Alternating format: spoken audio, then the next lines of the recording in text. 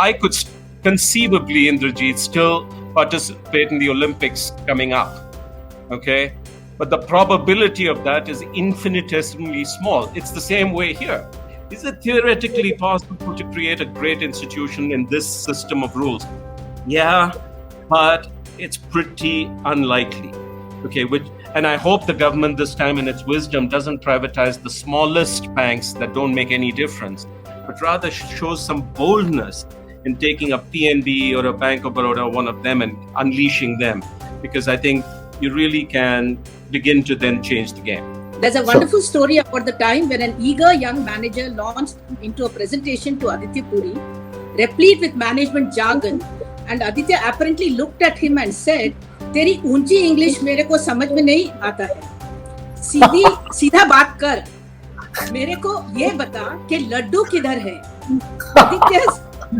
I think this is where every leader should look for sustainable business. I'm not saying particularly in banking, resilient, sustainable business is the value system. Banks will exist because bank is about trust. I mean, we all have wallets, and how much money do we park in the wallet? We are always top of the wallet from a bank account. That's where it is. You will not keep too much of money in the wallet. You'll keep the money in the bank. The leaders are identified early, and I can just share one example that I was a professional under Mr. Janki Pallar when he was chief manager at Rampa, and everybody used to say he will become chairman, and in 2000 he became chairman. So just imagine that how informally 20 years back people were able to identify a potential leader.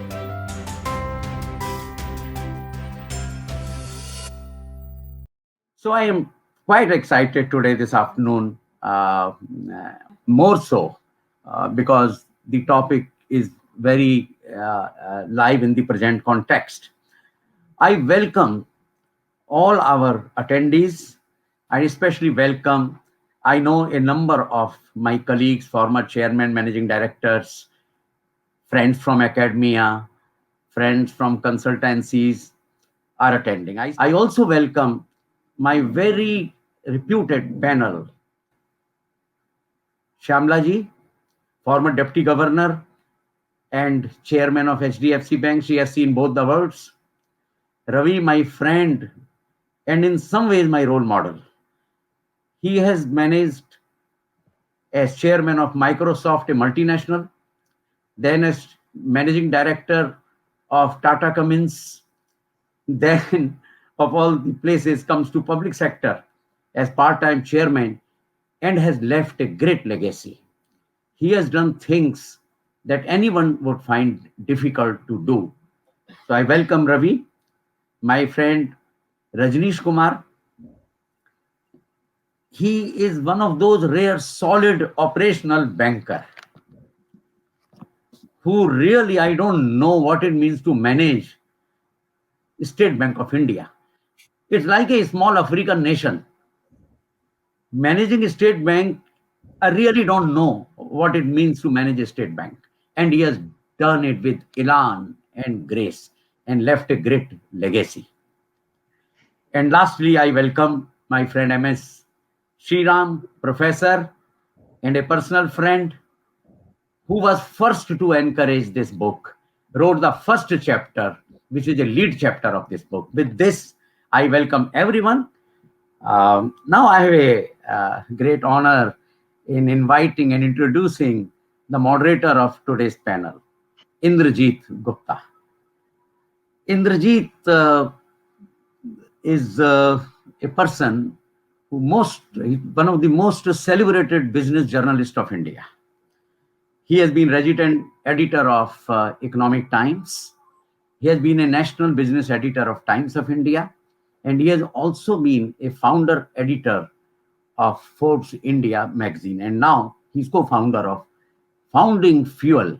It takes little time to understand that how fuels can be founded, but I'm sure that in last 15 days, the Indrajit that I have experienced has been very grueling, I tell you, I must admit.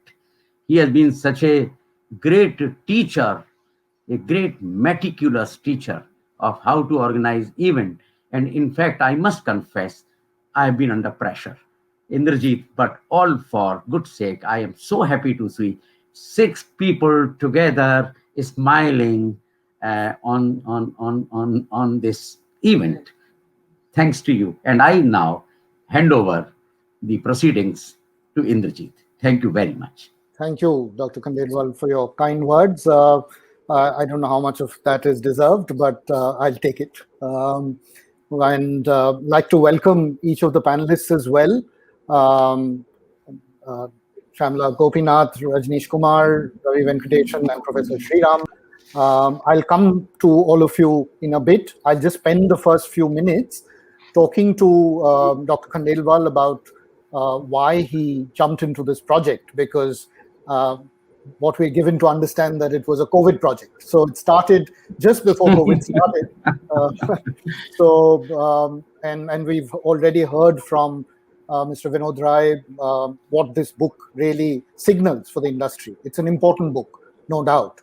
And I thought we'll spend the first few minutes listening to Dr. Khandelwal's perspective of what compelled him to write it, and a little more beyond that, so that it sets the context for our next phase of our conversation with each of you. So, Dr. Khandelwal, I just wanted to start with you. Congratulations on the book, for editing it, and for all the contributors, the 34 contributors, some of whom who are here, who feature in the book. Congratulations to all of you.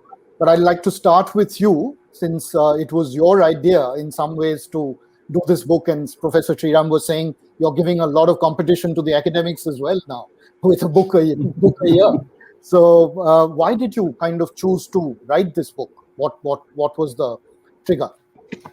Sure, Indrajit. But before I do that, I must humbly mention that this book is dedicated to 2 of my co-authors who passed away after writing their chapters.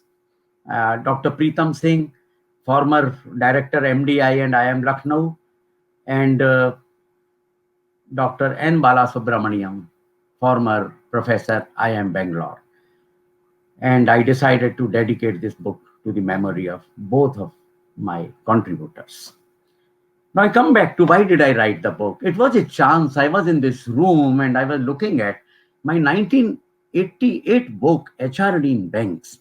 I was just browsing through and I realized what is the progress of leadership, HRD, and these soft things. And I was struck by the fact that there has been very limited progress.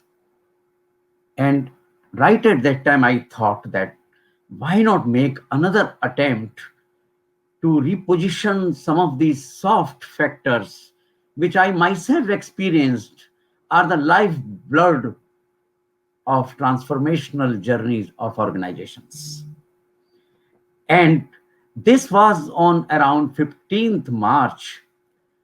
And 22nd March, you know what happened. And then I got into this. But I must say that I started without a plan. I must confess. I was thinking, okay, let me see what we can do. Then I thought, what are the issues that are barriers that I have experienced in transformation? I did realize that these intangibles are governance, leadership, culture. And as busy bankers, we are not able to, with best of the intentions, are able to devote as much time as we should be. I also looked back and realized that in some ways in my own journey in Bank of Baroda, I realized that spending time in resurrecting some of these areas paid rich dividends. And when I scanned through the literature, I found that focus on intangibles contribute 50 to 75% to market capitalization. So I thought that this is the time when banking industry in India is experiencing perfect storm. And it's time to really reposition some of these dimensions of change and transformation, which in our hurry to look at operational issues somewhere get missed out. So this is the background in which I thought of writing this. Interesting. You also, I think, told me about the fact that you were very clear about who you had written this book for. Tell us a little about that, because it's important that we understand that. Essentially, initially I thought, and I'm a great admirer of Peter Drucker, who said that the bottleneck is always at the neck of the bottle. So the book is written for the top management.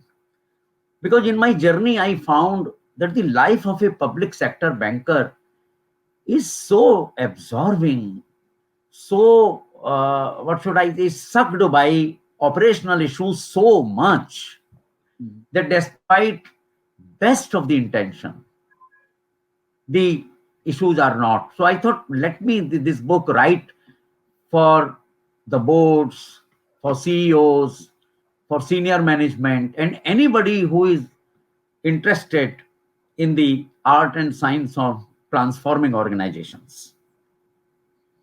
Got it. Got it. I'm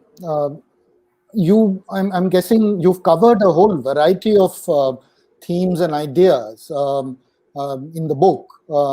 Can you kind of give us a sense of what we can expect, and how did you kind of mark out the territory that the book would cover? Look here, if you look at banking industry, it has, over a period of time, several initiatives have been taken in bits and pieces. Committee reports have been there. There have been famous Nayak Committee on Governance. I was privileged to chair a Human Resource Committee report. Then there has been Gyan Sangam. There has been Banks Board Bureau. Now, 2 years back, there was amalgamation of banks. Now, the intent to privatize. And I saw it's not totaling up to, some substantive agenda for reforms. These incremental reforms have not delivered the kind of output that was intended. The banks continue to remain in balance sheet problems. You can see the every day you open newspaper, nothing but stressed assets. If you ask me, the tipping point for me was when I saw the market capitalization of a private bank was twice the market capitalization of combined public sector. That was the tipping point. And having worked in public sector, I thought we have best of the people, more passionate than anywhere else in any other organization. They work average 12 hours. So what is it, a missing link? And that was the tipping point for me to really. So I looked at the book from 4 or 5 lenses. My first lens was the governance. And this includes external governance as well as internal governance. This external governance, the rules were set 50 years back under Bank Nationalization Act, that the board of directors will come from different categories, not from different competencies. The much water has flown under the river Ganges and we are there. And second, so the board cannot appoint a CEO. Board cannot appoint other board members with different competencies. Board cannot decide on the remuneration. Board cannot decide on tenure.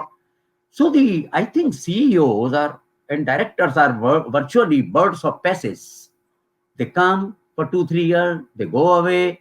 And on a lighter side, it's like a Bharatpur sanctuary where people come, they do their best, and then they don't relax. They work hard and they go away. How can you manage large size organization with this kind of, so the one thing was a lens of governance. And there is a lot on internal governance, which of course the board and CEO need to do, like the overwhelming nature of bureaucracy, overwhelming nature of hierarchies, and those kind of things. The second was leadership. What kind of leadership we require for a digitized world? What kind of leadership we require to compete with many new actors in banking apart from the private sector bank? And the kind of banking that is changing. The next 10 years will be different than last probably 50 years. So what kind of visionary leaders are required for the future? And my other lens was the whole, this talent and human resources. Where are we leading to with rigidities in the human resources policies? In the recruitment, in the promotion, there are several guidelines from the government.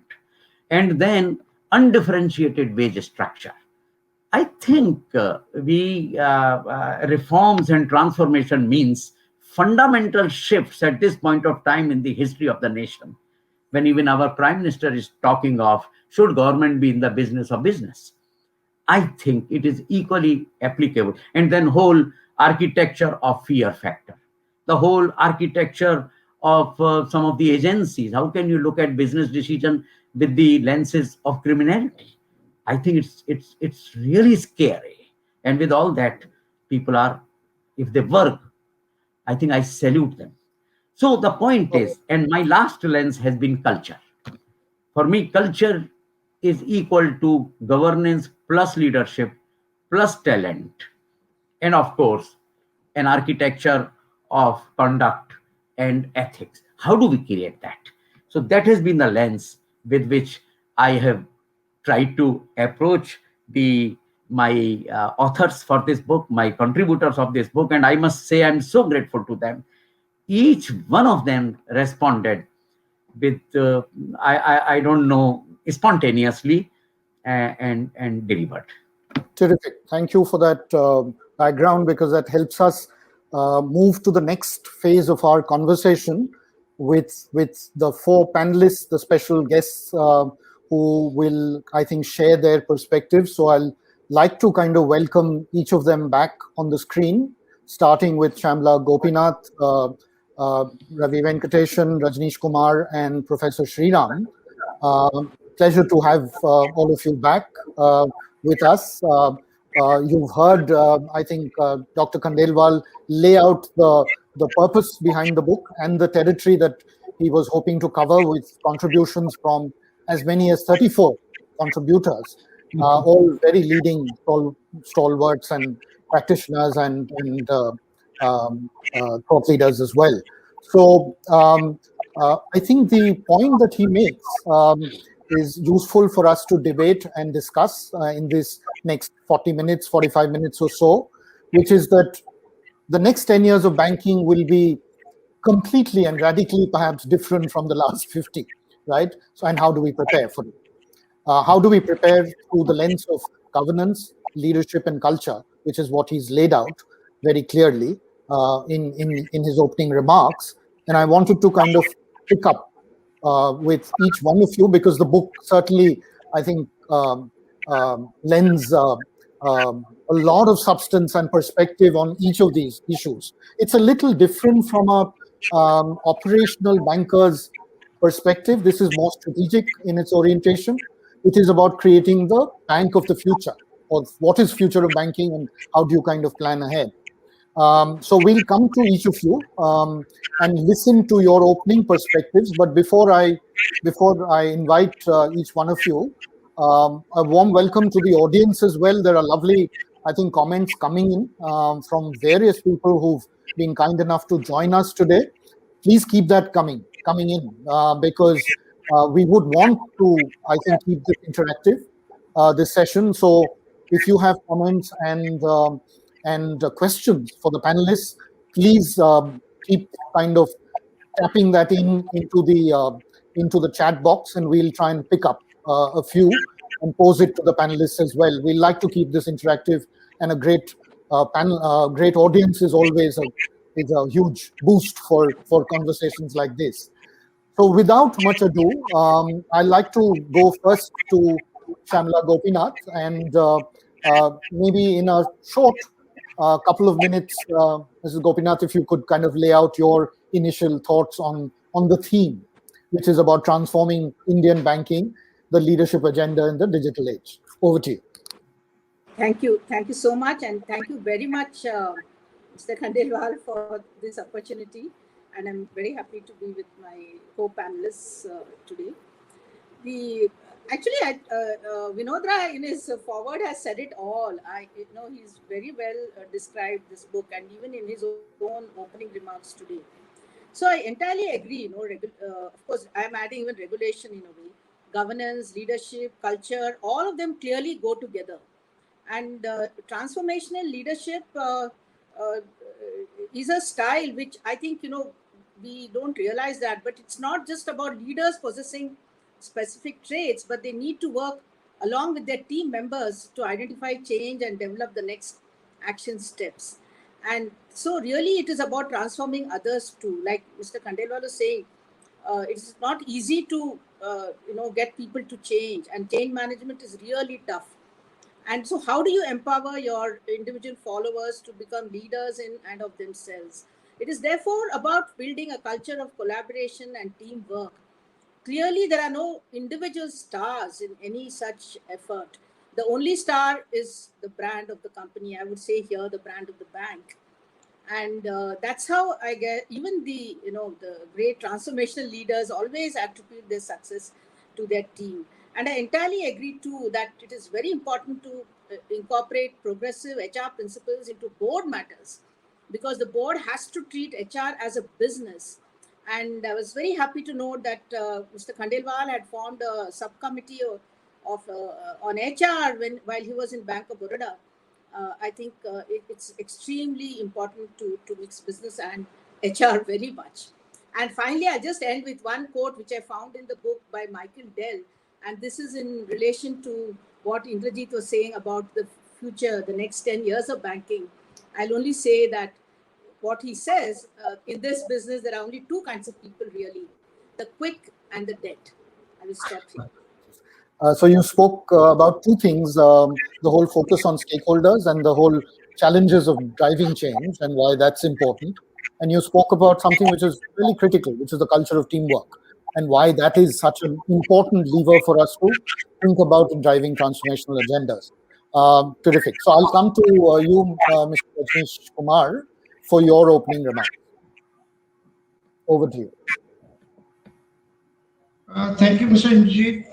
It's a real privilege for me to be part of this ceremony to release the book from Dr. Khandelwal, who I admire. And his first book was a great success, Dare to Lead. And I have least doubt that this book is going to be a bigger success.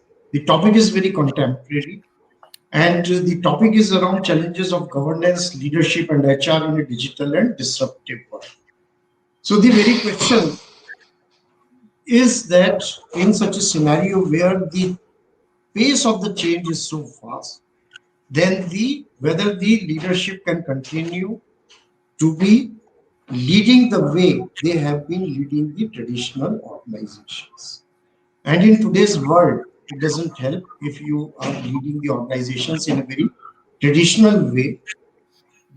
What the leadership today needs to do is to be very nimble. And sometimes the processes, the governance, they can come in the way.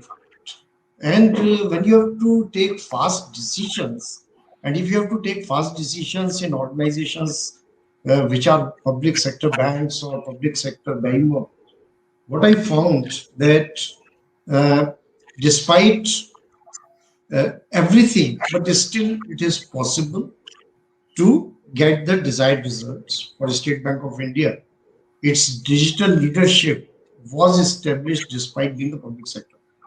And this was a very common comment which I used to hear, that how can a State Bank of India public sector bank can come out with a product like and how can it be ahead of other banks? So my limited point here to begin with is that you can't afford to be reactive in today's scenario, that somebody has done something and then you will follow. You have to constantly think.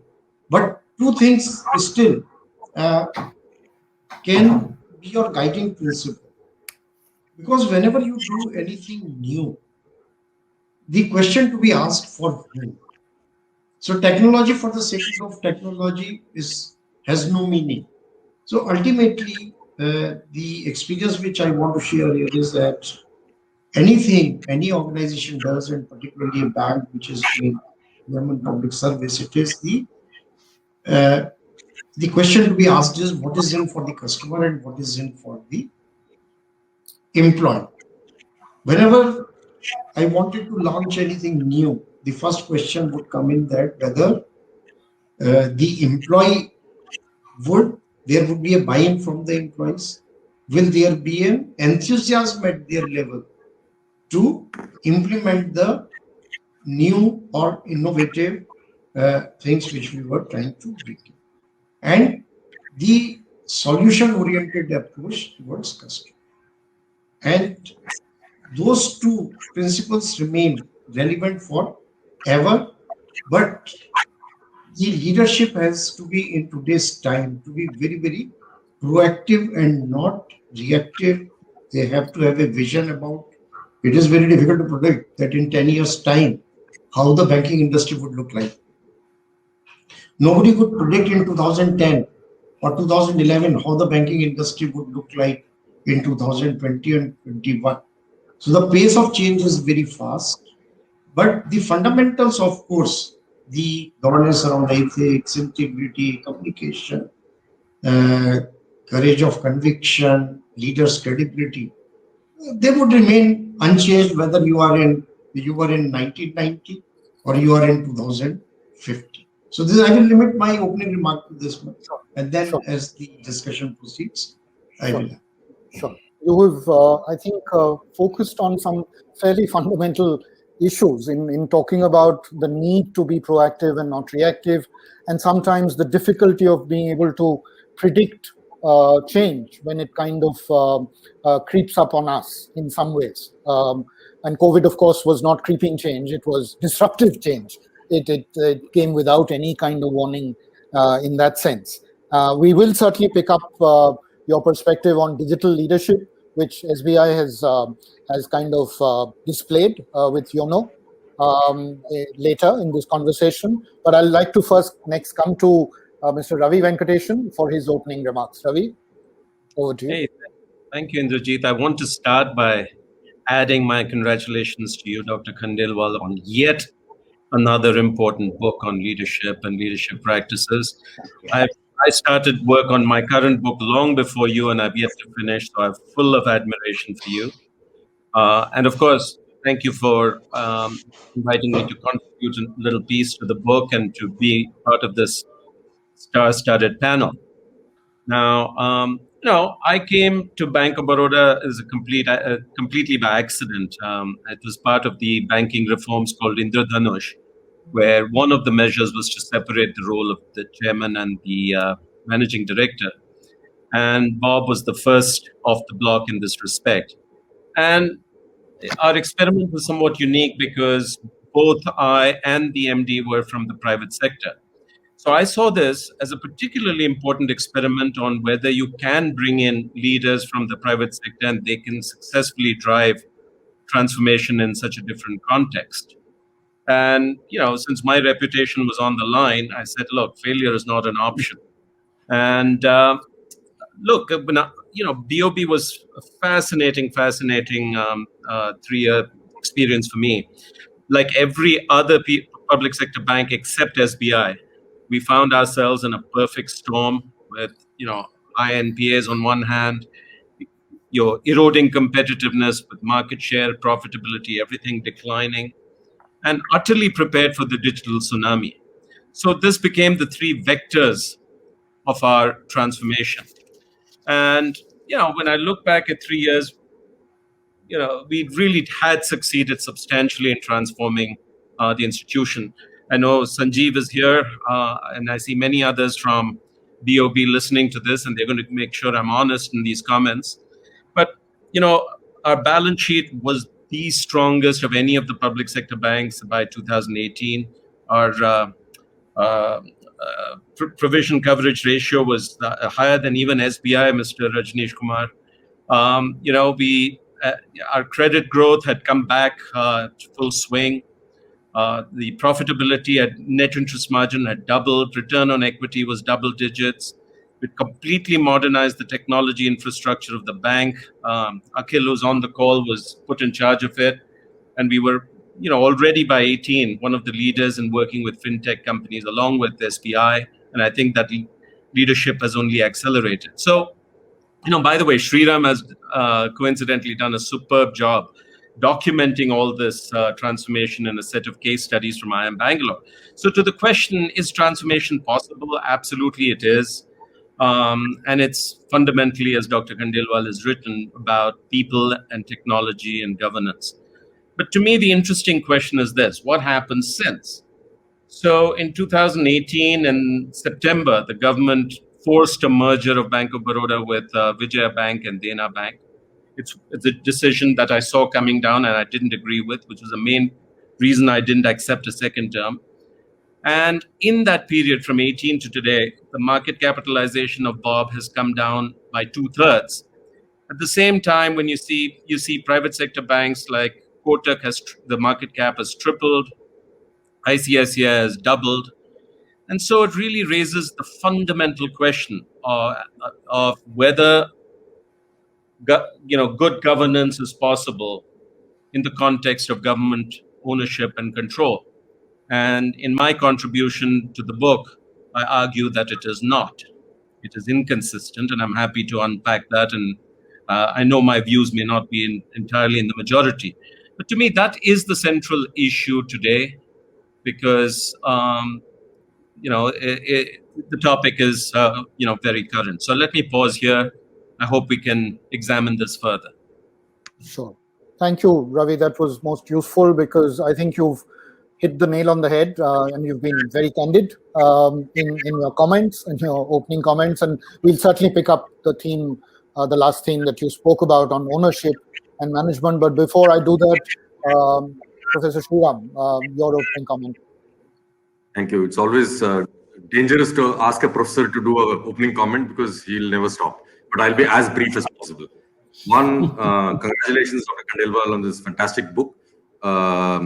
Indrajit, if Dr. Khandelwal said you are a taskmaster, I shudder to work with you, because Dr. Khandelwal himself was a great taskmaster for me.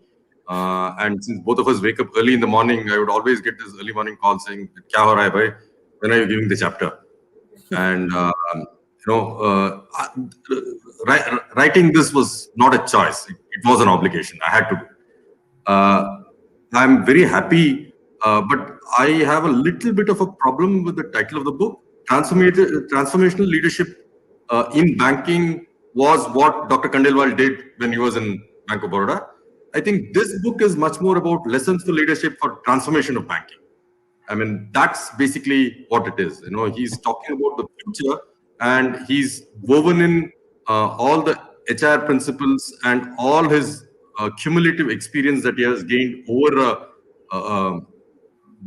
multiple decades in banking to conceive this book. And I don't think, even though he says that it was a chance and I had not thought about it and so on, but I've heard people tell me stories about how Dr. Khandelwal manages any project, and it's like a circuit diagram, and he has everything in place and all the connections in place. So therefore, I think he had it in his mind, but he possibly did not articulate it. But now we can see the product, which is a good mix of academics, good practice, documentation, and also looking into the future. It's a wonderful book, and I'm happy to be a part of this proceedings. Terrific. Sriram, you've also done the opening essay.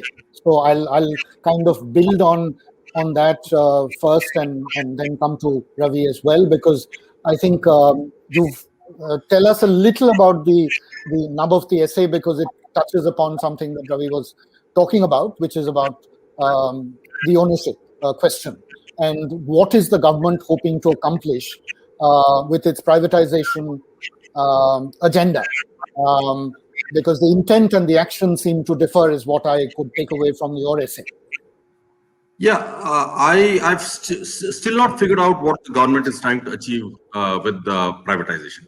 Look, I think, with the current controversy going on about farm laws and is the 1991 movement in agriculture come, the 1991 moment in banking came in 1993, and it never went beyond that. If you look at, I think even now, if you look at the Narasimhan Committee report, both financial sector reforms and banking reforms, they're so prescient, and they had laid out the entire playbook for how the banking sector should move ahead. And somewhere down the line, we constantly get a sense that we always get the sequence wrong, and therefore we destroy the value of the asset that we possibly have, which could, which could both create much more of value to the customer as well as value to the government itself. So in that sense, I think I've laid out this sequence that should have been ideally there. That is the repeal of the Bank Nationalization Act, getting them into the Companies Act, making them accountable on par with private sector banks, and then slowly move with possibly divestment and change of leadership and so on. The problem with the public sector banks is that whatever Reserve Bank of India insists on private sector banks is exactly what is not there in the public sector banks. Diversified ownership, not more than 10% voting share. You look at all those things that they impose on the private sector banks, those are exactly the things that are not there in the public sector bank. And I think it's certainly not completely about just the ownership. It's also about how your intent is translated into action, and I think that's where it is. That's right. I think, Ravi, I just wanted to pick up on that. Now that Mr. Rajnish Kumar is there, I'd just like to add one thing. The way the state deals with State Bank of India is completely different from the way the state deals with the rest of the public sector banks. And therefore, you could see that State Bank of India was able to take on competition, continue to maintain its dominant position, and continue to be cutting edge. Because both the leadership in the State Bank of India comes from within, and there's a great sense of ownership of the brand. Whereas with the rest of the public sector bank, as Dr. Khandelwal said, it's Bharatpur sanctuary. Yes. So we'll come to Mrs. Gopinath on that as well. But Ravi, you want to jump in here and talk about why you believe that the whole rule-based approach that the government follows in terms of dealing with the public sector banks is a bit of a anomaly as far as you're concerned. No, absolutely. And Dr. Khandelwal actually began talking about it in his opening remarks. What I think two things are fundamentally unhelpful to these institutions being competitive and flourishing. And one is the governance model is broken. So, you're applying the same bureaucratic model which you use for governing the country and onto these institutions. And, it's not conducive at all for governing a modern bank in a fast changing world. So Dr. Khandelwal talked about the fact that the board is emasculated in terms of its decision rights. It does not have people with the expertise and perspectives that you need. The directors, half the positions on the board are vacant, and they've been vacant for 3 years. So you can't even effectively discharge your fiduciary duties. The manner in which you have this rotating system for executive directors and CEOs really does contribute to lack of continuity of direction and so on and so forth. So, that is fundamentally, if that doesn't change, you will not be able to change the destinies of these institutions. The second is the rules that govern talent. And once again, I didn't know what to expect coming in from the private sector, but we do recruit really good people. They're not from the most elite institutions. They're incredibly hardworking. There's a lot of institutional loyalty, but the rules of the game completely prevent you from doing two things: holding people accountable, and number two, from growing expertise, specialization. And today, banking is all about deep expertise and specialization in a number of areas, and you're unable to do this. And of course, when you try to go out and dip into the private sector to bring in expertise, there are the typical kind of reactions which you would expect. And on top of all this, what Khandelwal said also is the architecture of fear. I've never heard it described that way. But there's this pall cast by all these vigilance and investigation agencies, which does not do one thing to deter the bad people, but does chill all the good people. So when you have these two things, it's extraordinarily hard to build a competitive institution that can last. And I entirely agree. SBI is a case of one, and I think it's a great model. If you do want to still have ownership, then of how you need to change the rules. So is it theoretic? I get into fierce debates even now about whether you can therefore have government ownership of these institutions and yet change the rules and so forth. And I think, I could conceivably, Indrajit, still participate in the Olympics coming up. Okay. But the probability of that is infinitesimally small. It's the same way here. Is it theoretically possible to create a great institution in this system of rules? Yeah, but it's pretty unlikely. Okay, and I hope the government this time in its wisdom doesn't privatize the smallest banks that don't make any difference, but rather shows some boldness in taking a PNB or a Bank of Baroda, one of them, and unleashing them, because I think you really can begin to then change the game.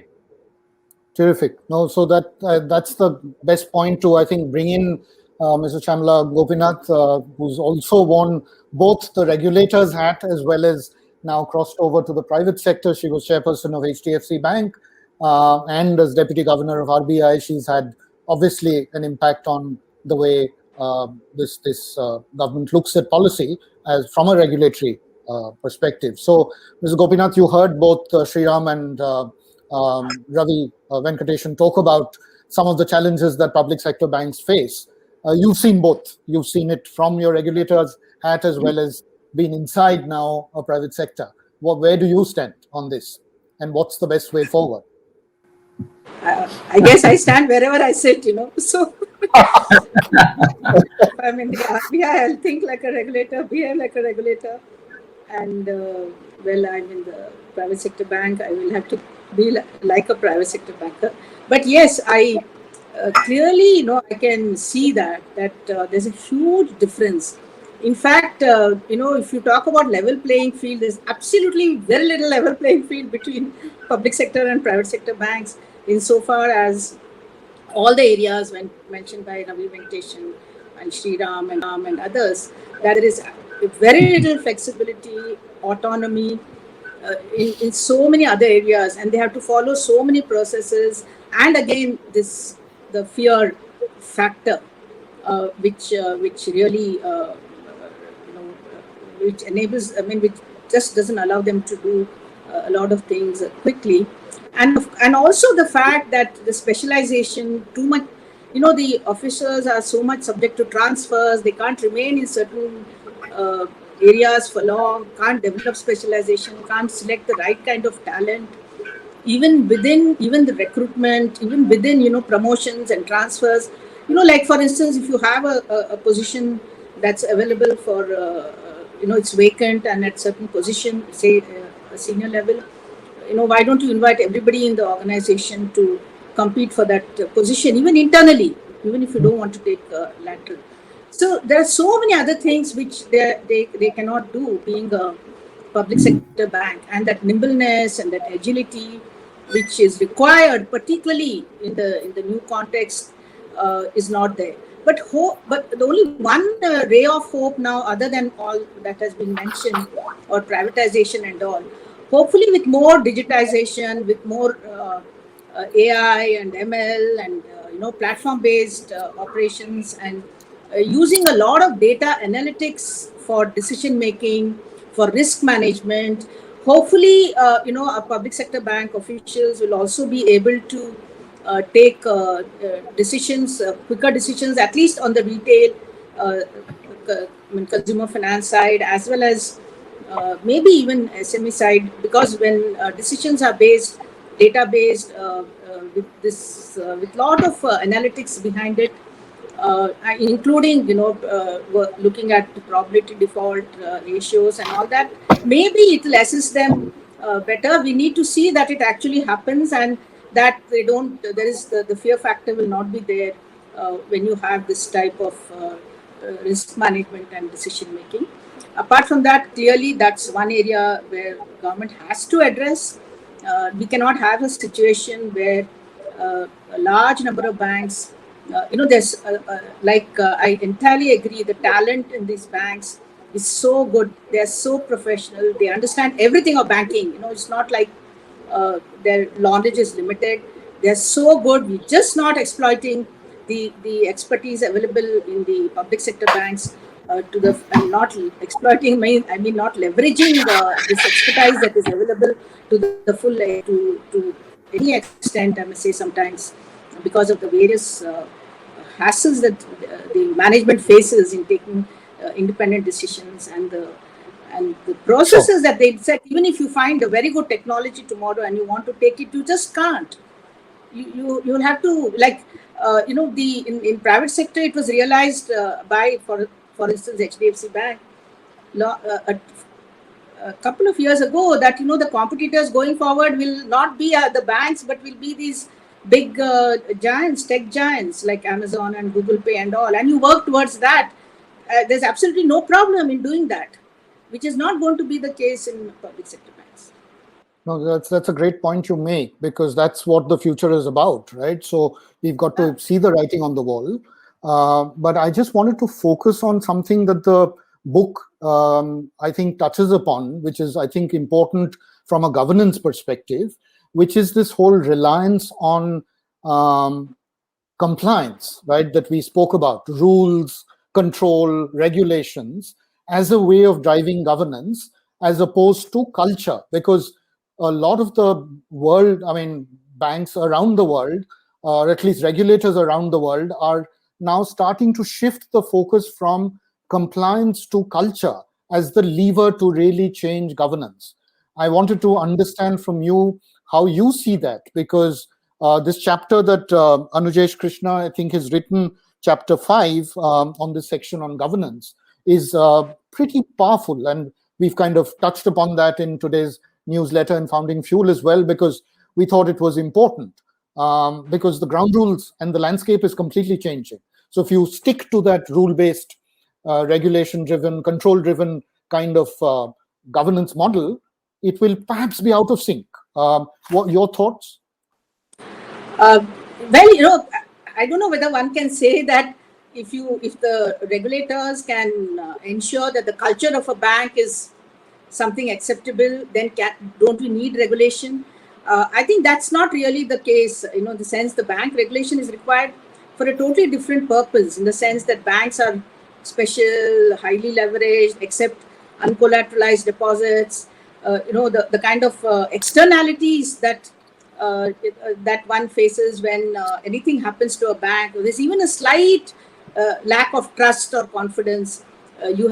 These institutions have access to central bank liquidity. I don't want to say it's a privilege to have a banking license, and for that privilege, one needs to regulate these banks. And if you look at the regulations of late, they have really evolved. True, there used to be very restrictive administrative regulations. They are evolving. They're subject to reviews, and definitely, if the banks feel that some regulation is not required, they are welcome to write to the Reserve Bank to get to have a review of that. But mostly prudential regulations and regulations relating to customer protection. And I think that is absolutely important in the Indian context. You and I, every one of the more than 1 billion population is a bank customer now. And we have to realize this nature, the ubiquitous nature of the banking services. And therefore, that is a very important area which will continue to attract the attention of regulators, not only in India, even overseas. Like in US, you have a separate commission to look into customer issues. And then, of course, governance, to the extent that our governance seems to be deficient. And this governance deficiencies is seen in the developments that happen in the banking sector. And I'm talking about the developments that happen in the private sector banking sector in India. So there will always be continuous review of these rules. But yes, I can definitely agree that culture is an extremely important part. And in fact, post the global financial crisis, there has been real concern, about this culture in financial services all over the world. And therefore, the Group of 30, in fact, came out with a paper in 2015. And again in 2018, they came up with a paper on banking conduct and culture. You need a permanent mindset change. And I really recommend that report to everyone, because it clearly says that in spite of what has happened in the global financial crisis, so much of reforms having been done, we still have instances of corporate misgovernance, lack of risk management, and so many other episodes which we see every day in the papers. So culture is something that has to be seen. Regulators are also looking at culture, like you mentioned, more in form of how that manifests itself in the form of bad behavior, in the form of conduct. And in fact, now they do rate that and they look at that definitely. But it's something which the tone at the top, the tone that is above, that is even your immediate superior should be the role model for that culture, the tone at the top. And this culture has to be imbibed in every single person in the organization, not just the compliance team who looks at the compliance. It's not just an issue of compliance, it's an issue of really trust in the banking sector, which I think banks can't afford to miss that.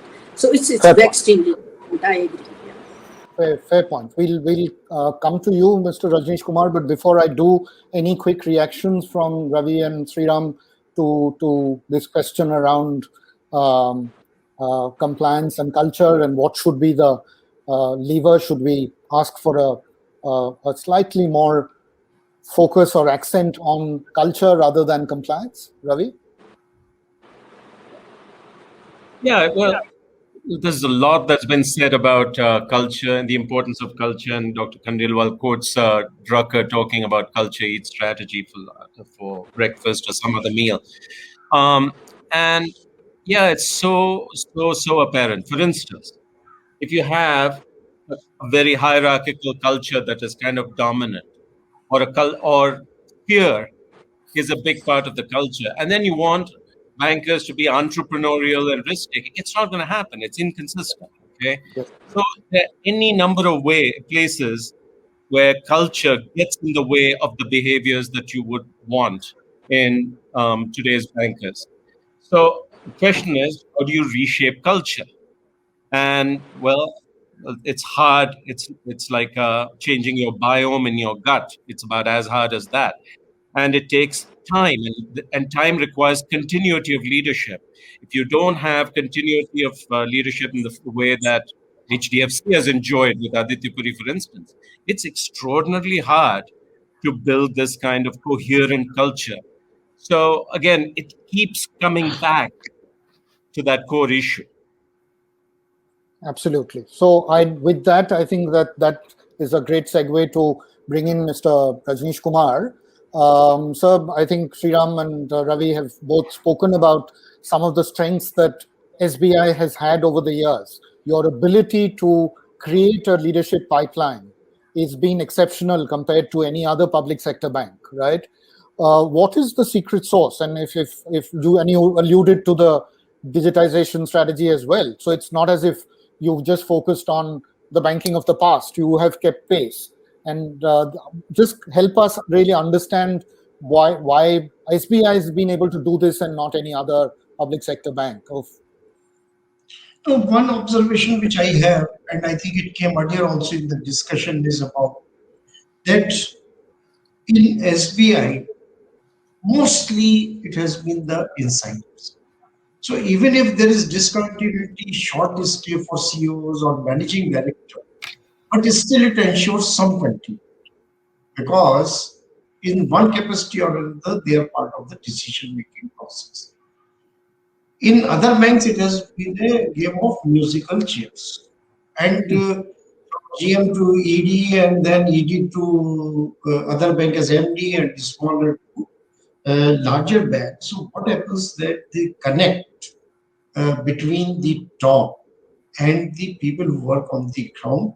I think that gets missing. For anyone new, going to even a smaller or any organization, it takes time to understand the people. It takes time to understand the organization structure, the DNA of the organization. And by the time you understand, it is time to go. So at least in State Bank of India, we have not faced that situation. The capability of each individual does differ. So it is not that all chairmen of State Bank of India would have performed uniformly. But as far as the leadership is concerned, bank it has certain advantages, and those advantages are that from the very beginning, it has had the mantle of being the leader in the industry. That is one. Second is it had a well-defined system of recruiting from the market. The talent until mid 80s, SBI, say for example, probationary officer's job was one of the most coveted job, and we had very good talent coming in, and we became supplier of talent to other organizations also. About the grooming part, in any case, it is a very sort of a, I would say, very formal and informal system both. The leaders are identified early, and I can just share one example that I was a probationer under Mr. Janki Pallab when he was chief manager at Rampur. And everybody used to say he will become chairman. And in 2000, he became chairman. So just imagine that how informally 20 years back, people were able to identify a potential leader. And the roles, of course, you progress, you being a lead a small team, then mid-sized team, then bigger teams, and the diversity of the geography as well as the assignment and the size. So there are many factors which contribute. And yes, in the banking industry, everybody knows that it is not easy to compete with us, with the State Bank of India. So that State Bank of India has proved time and again their ability to compete in whatever environment is. When it was completely controlled till 92, 93, State Bank was the leader, and I am happy to say that after so many private sector banks coming in, but the State Bank is still able to increase its market share. So yes, there is something which is very difficult to specify, but the ability to think through, ability to be ahead of the curve most of the times, that is built in the organization DNA, and the processes, of course, are very well laid. In organization of the size of State Bank of India, which has 480 million customers, 22,500 branches, 250,000 people, and the sheer scale and size. So this organization has to be process driven. That is what I always maintain. That you can manage a boutique organization differently, but a bank like State Bank of India or a bank like even Bank of Baroda or Punjab National Bank, you can't govern these banks without processes. But the most unfortunate part in the public sector is that there is accountability for taking decisions and there is no accountability for not taking decisions. So you take decisions and some decision will go wrong, and then there is the accountability part. Nobody questions that the people who did not take any decision throughout their career and caused irreparable damage many times or loss to the organization. Nobody can quantify, nobody can pinpoint. And there have been instances that these people merrily built their career, rose in the organization also, and retired peacefully. And the people who take decision, it is their sheer luck that they are not facing accountability issues. Otherwise, many of them have to face the accountability. But Mr. Rajnish Kumar, the elephant has certainly, for most part, learned to dance. Yes. The bad news, however, is that your market cap, as Mr. Khandelwal, Dr. Khandelwal was saying, is not even half of that of your nearest private sector bank. And now even Kotak is, I think, more than yours. So What do you attribute it to? And I'll come to Mrs. Gopinath on that because she's crossed over to the private So sector. one is definitely the focus on the returns to the shareholder. So that is much more in the private sector. So my shareholder, the majority shareholder is bothered about what my market cap is. So that is one way. Second is the obligation to the other sections of the society, which we are doing. So I have always maintained that if there was a calculation to show the return to all the stakeholders in the society, then probably public sector bank would be compared. And third is, of course, like the market cap is function of, all of us know that, the belief of the market player or investors that the organization or whichever bank they are investing, they will be able to give consistent growth and consistent earnings. So in case of public sector banks, most of the time, that consistency in earnings and growth that has been missing. And there's a huge discount, whether it is warranted or unwarranted, of the government ownership. Sure. And many a time, like every quarter, I was also facing that. And I was always having a grudge against them that you are not giving good value to the State Bank of India. And my first opening remark when I took over and first earnings call, I said, I don't understand how do you give 1 lakh crore market cap to the housing finance companies and you do the same amount of market cap for the State Bank. So that is a different subject. But anyway, like if the ownership discount is huge today, I'm telling you, if government announces that the State Bank of India, they are going to bring down their shareholding to 49%, my market cap will exceed HDFC. Sure. No, thank you for at least grappling and responding to it candidly. I wanted to pick up a question that I think Dr. Arvind Agarwal had raised, which I thought was interesting for the panel to consider. Can we have that question up on the screen, Rajeshwari? This was really around, I think, taking a leaf out of Jack Ma when he said that people need banking but not banks, and that's perhaps quite true in when you think about the future of banking. Would anyone like to take a stab at that question? Yeah, if there's nobody else, I don't mind taking that. You go first. Of course, Ravi, I think would be better in a sense. No. Please go ahead. No, okay. I wanted to mention. This same thing was said long ago. There was an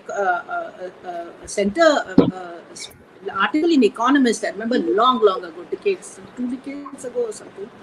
With the centerpiece was the same thing. We need banking. We do not need banks. But you know what has happened after that? The global financial crisis. Nobody could allow the banks to collapse.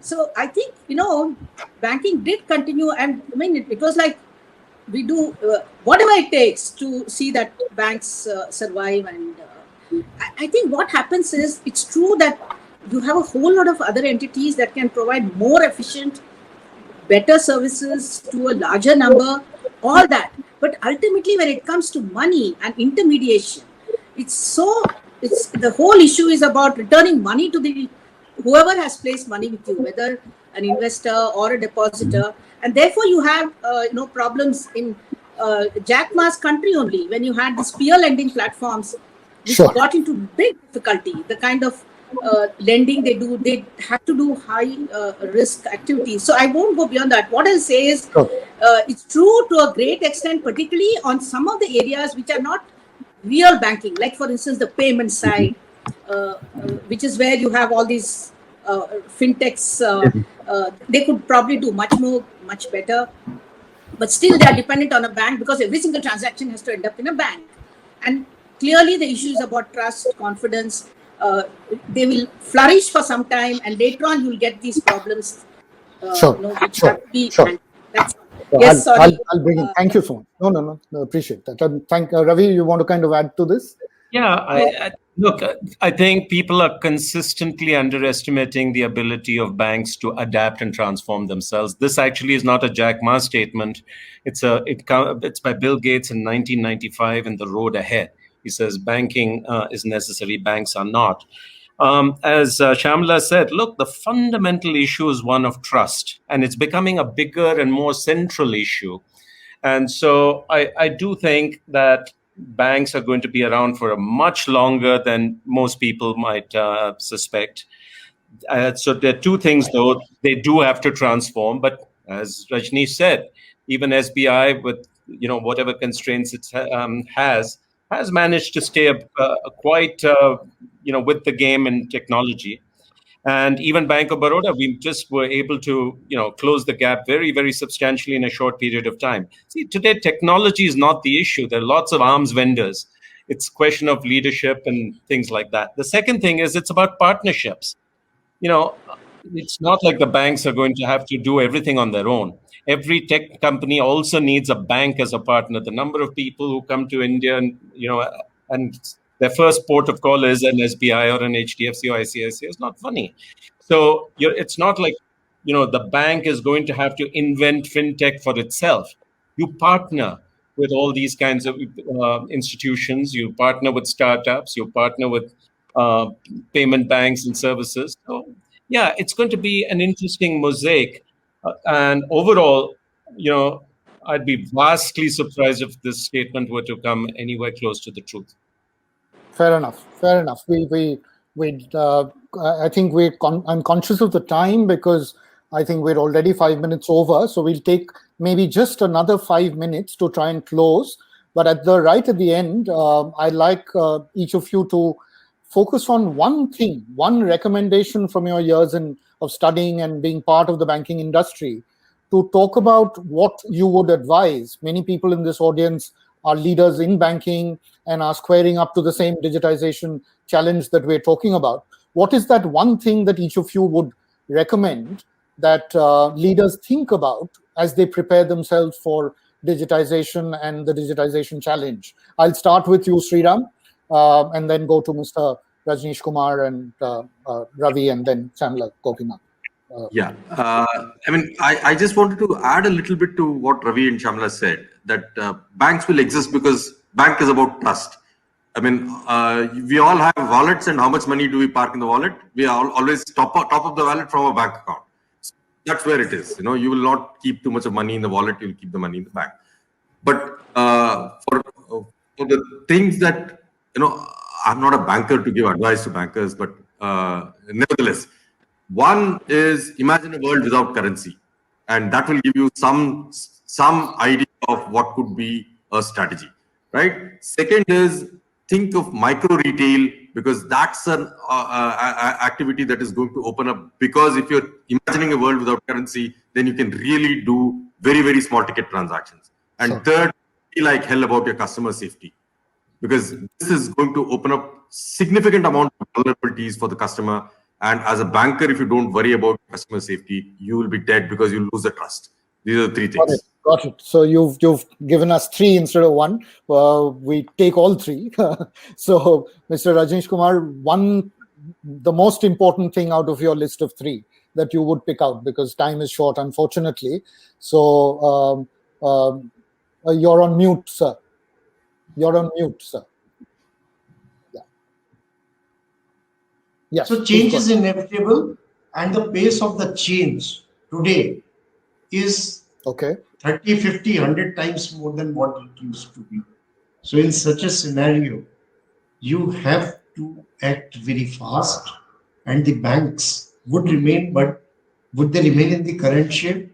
I have a different view, and I think banking will emerge more as a platform where you provide the service and the front end could be managed by anybody. So if I were a leader, so some of the banks, like particularly State Bank of India, I always had this vision that it should become as a banking as a service platform through what it has created, and allow many smaller entities to do the front end marketing. Okay. So my question was more around how should leaders kind of reorient themselves to be relevant in the future. But so we'll they have take to think. They have to think that they are they are a fintech and not a bank. That would be my. So what is happening that today everything is, or mostly it is that where you use the branch or physical distribution channel for origination of business. The major change which is going to happen, that the digital distribution channels will become more and more predominant, and the branches would be there for, as you said, providing the trust, visibility, after sales service, hand holding. So we are, completely changing the business model.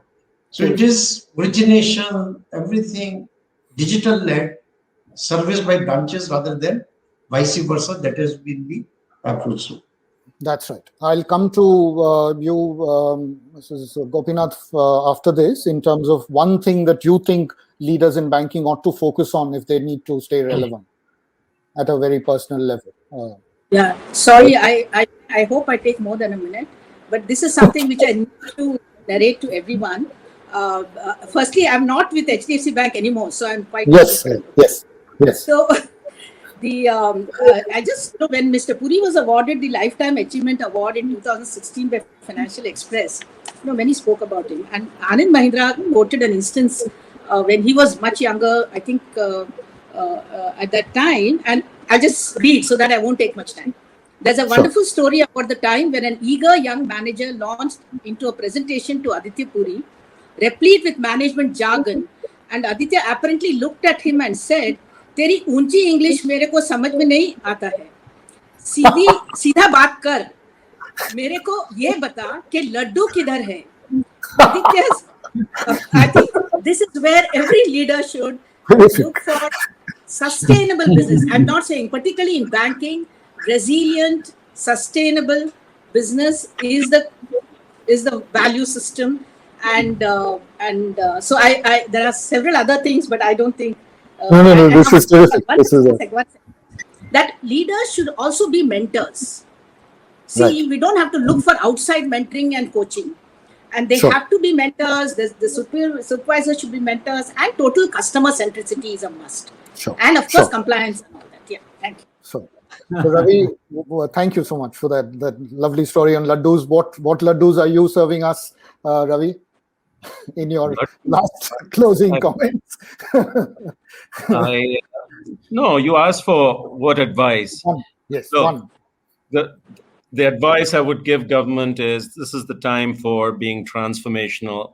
And the Transformational Act I would look for is repeal the Bank Nationalization Act. The advice I would give leaders, whether they're in private sector, public sector, government, society, is be intentional about your legacy. Work towards building something, leaving behind something that you can be proud of and others can point to and be inspired. That's the universal advice. Terrific. So on that note, I'd like to kind of thank the panelists, but I'd like to bring in Dr. Khandelwal to really listen to his kind of closing remarks. But I wanted Dr. Khandelwal to share with us what kind of remained with you, what stayed with you in terms of the main ideas that resonated with you as you heard the four of them share some of their wisdom, and how much of that finds resonance in the book. Well, I think, can you hear me? Yes, please. Can you hear? Yeah. Yes, we can hear you. I think I feel gratified that most of the things that our contributors talked about, and most of the things that I talked about in my introduction and in my own papers, resonate with whatever has been talked about. I think all of us have a commonality in our approach, in agenda. I think we are also all positively restless in seeing that things are now not straight jacketed into bureaucratic tunnels. The bureaucracy, internal both as well as external,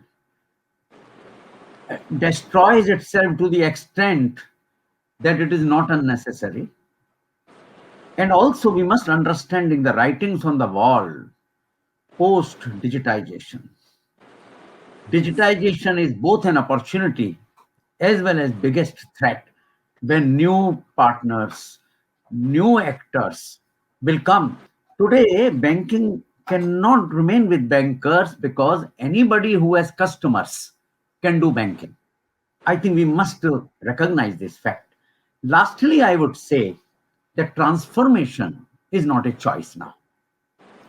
Transformation will create fundamental shifts, and therefore, the leaders of today and tomorrow or in the pipeline have to have a transformative vision. Whatever we may, the vision is no more a jargon. We must understand that vision needs to be de-jargonized from corporate boardrooms to a middle management.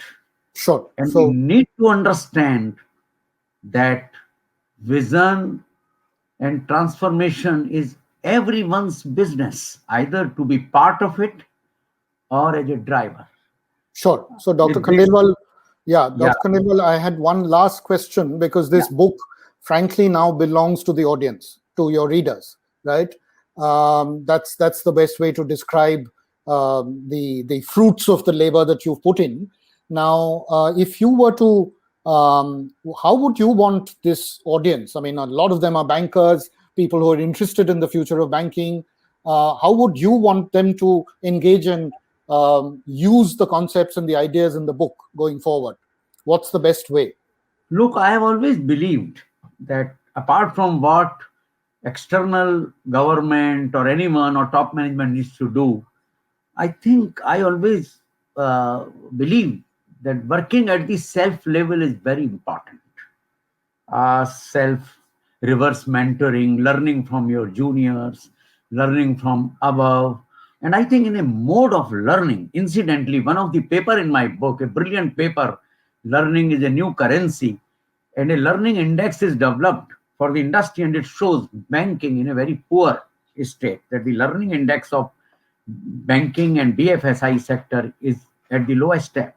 I think we need to promote learning, and we need to prepare. Transformation is not a push button thing that we go and we are on transformation. Most of the time it starts with leaders, it ends with leaders, and therefore I said transformation has to become the new nervous system of the banking.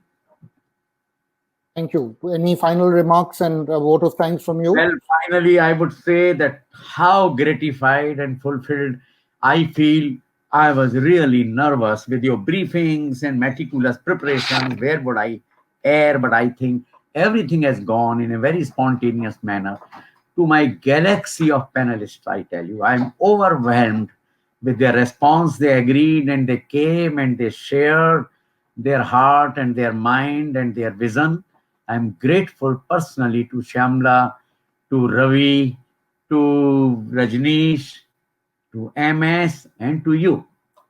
I'm also grateful to all our audience for the reason they found time, they spared time.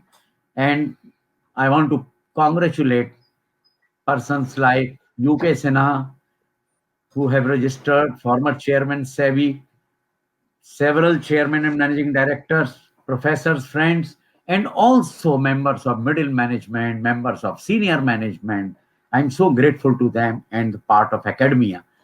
I must also thank Founding Fuel as knowledge partner, and to you, dear, for so excellently conducting this, and also our media partner, Business World, to Ashok Advani and Dakshesh Parekh, the executive editor, and all those who are here.